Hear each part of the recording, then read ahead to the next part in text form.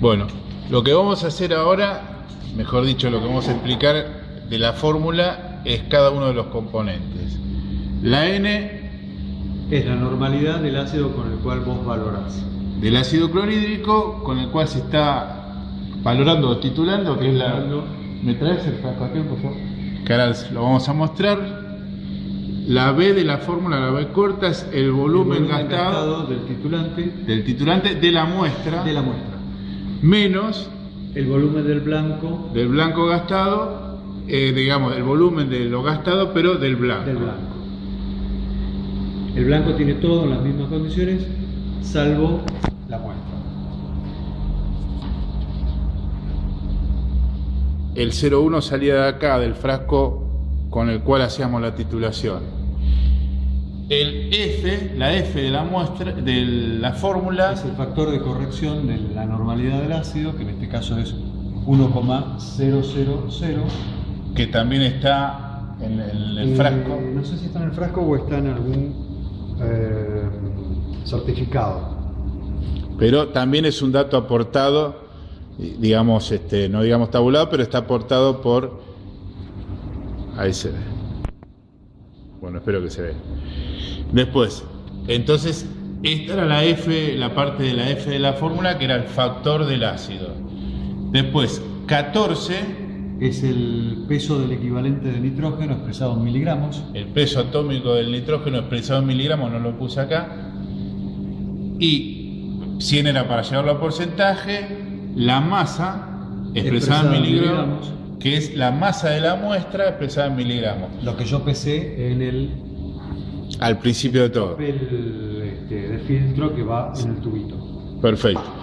Todo lo expresamos en miligramos, ¿por qué? Para que después se pueda simplificar y el resultado nos dé en porcentaje de nitrógeno.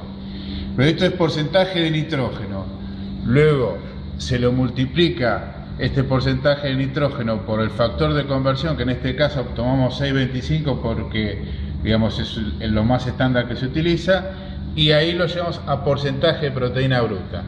Ahora Daniel nos va a hacer, digamos, los resultados ya están dados acá en el papel porque ya hizo todas las cuentas, pero para que quede bien claro, lo va a hacer la muestra 1 o la 2 para que ustedes vean cómo se realiza. Vamos a hacer con la muestra 1, tenemos la normalidad es 0,1. El volumen es 9,95 mililitros menos 0,35 mililitros, que es el volumen del blanco. Que las últimas titulaciones que se hicieron. Los blancos dieron exactamente igual, 0,35 el 5 y 0,35 el tubito 6. Perfecto. Perfecto. El factor es 1,000 por 14, que es el peso atómico del nitrógeno, por 100, que es para llevarlo a porcentaje, sobre... Y en este caso tenemos que colocar la masa que pesamos del tubo 1, que es 310 miligramos. Se cancelan las unidades y nos da sin unidades porque es porcentaje. Y esta primera da 4,34% de nitrógeno. Bueno, ahí paramos que te voy a hacer la pregunta. Obviamente acá Daniel hizo todas las cuentas para las 4 muestras y hay una cierta variación. Sí. Uno da 4,34, el otro 4,51, 4,43 y 4,39. ¿Qué se hace ahora? Primero hay que ver si esas variaciones son debidas a errores en el análisis o son debidas a errores, no errores, sino pero distinta composición en las distintas porciones de la muestra, que es muy probable. Ahora igual, estas variaciones que para uno son muy pequeñas, sí, ¿influyen o no? Y en este caso no, porque es muy poquito. La más chiquita es 0,34 a 4,34 a 4,51, es 0,2 en 4 sería un 5% ahí. Y es muy probable que esto sea la sumatoria de errores en el proceso más el error o las diferencias que hay en la mezcla de la muestra. Ahora, si yo acá, en vez de esta diferencia, tuviera una diferencia más significativa, que podría ser un 20%, podría ser más significativo entre este y este, por ejemplo. En este caso, arriba de un 5% sería preocupante. Preocupante, y habría algún error en el... Yo estimo que la mayor variación está en la mezcla de la harina. Claro, si bien la mezcla está homogeneizada, tenemos que tener en cuenta que no es como si fuera un trozo de carne. Esto es una cantidad de ingredientes. Claro, distintos. Entonces puede ser que de acuerdo a donde vos tomes la porción, va a tener más o menos y te va a dar, esa variación se va a transferir acá. Bueno, entonces sigamos entonces para llegar al porcentaje de proteína bruta. Acá estamos en el porcentaje de nitrógeno, no de proteína bruta, sino de nitrógeno. Ahora deberíamos ir a esta parte de la fórmula, la multiplicación por este factor, para que nos dé el porcentaje de proteína bruta de la muestra, que es lo que haría... ¿Vos tenés una calculadora ahí? Lo que habría que hacer es promediar estos 4. Perfecto. ¿Sí? Y del promedio de estos 4... Claro, en vez de tomar 4.34, 4.51, se hace un promedio para hacerlo todavía más exacto, y ese promedio que va a hacer ahora él, que es nada más que sumar los 4 y dividirlo por 4, lo vamos a multiplicar por este 6,25 y vamos a llegar a lo que estamos buscando, porcentaje de proteína bruta. Recordemos que lo que nosotros sacamos es el porcentaje de nitrógeno. Que lo tenemos que multiplicar nuevamente por este factor. Ahora está Daniel tratando de sacar el promedio de estas 4 mediciones. Nos da 4,42. 4,42. Tercera cifra. 4,42.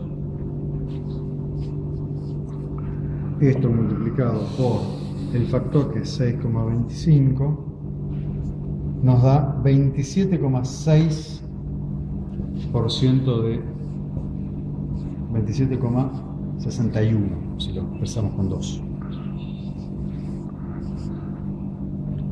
Este porcentaje es de proteína bruta. Proteína bruta. Repetimos.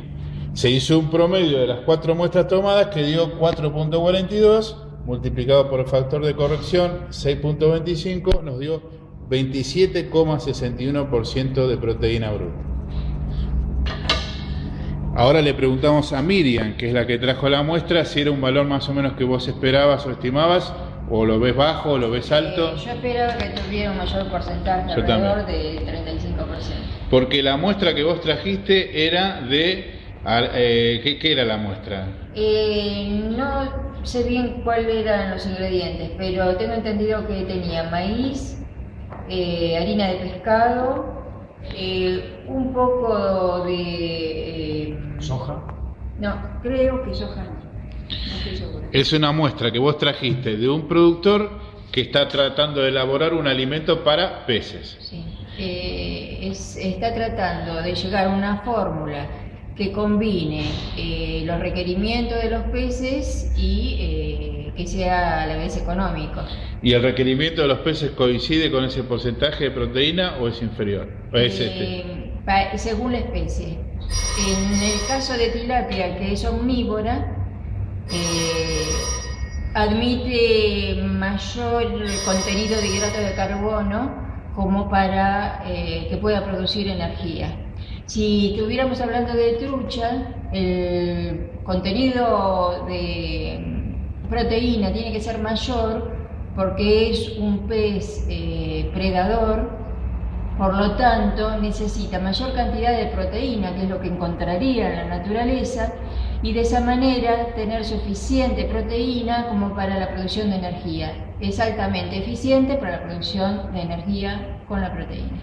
Entonces, Miriam, la pregunta para vos es, digamos, lo que sería aconsejable en este caso de este productor sería que posiblemente dentro de la muestra que vos lo que sabés que seguro tienes harina de pescado y maíz, bajase un poco la cantidad de maíz y aumentase el porcentaje de harina de pescado para aumentar la proteína.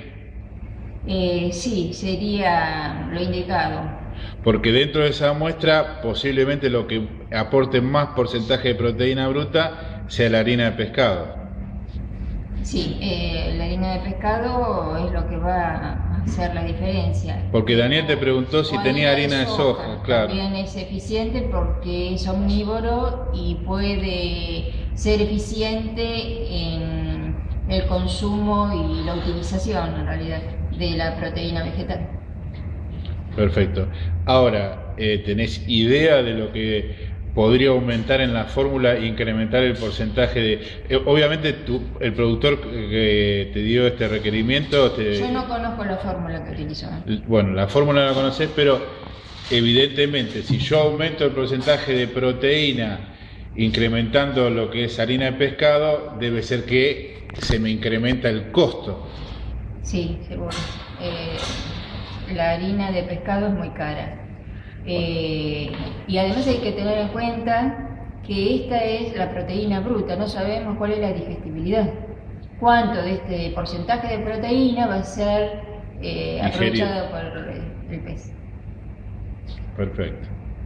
Bueno, Daniel, no nos queda otra cosa que en el reportaje que va a aparecer en una página de la facultad, agradecerte el tiempo que nos has dedicado para esta actividad y todas las explicaciones que me parecieron, la verdad, bastante claras. Esto, la funcionalidad que tiene esta filmación, aparte de lo que sería la consulta que hizo Miriam Plana, es que esto quede colgado en algún sitio de los alumnos de la facultad para consulta en el momento que sea, para que les quede refrescado lo que es el Kieldack, que, digamos, ya desde el nombre en sí parece algo bastante complicado, pero no lo es, y para que vean realmente a dónde van las fórmulas que uno ve en química, cómo se van transformando y con qué efecto. La última pregunta que yo te había hecho era esa, era, digamos, cómo vos utilizabas, que lo estamos viendo allá, el tema de la limpieza de los materiales, los Erlenmeyer y todo, para que, digamos, no afecte cualquier sustancia o cualquier análisis que se haya hecho antes a un análisis posterior, ¿no es cierto?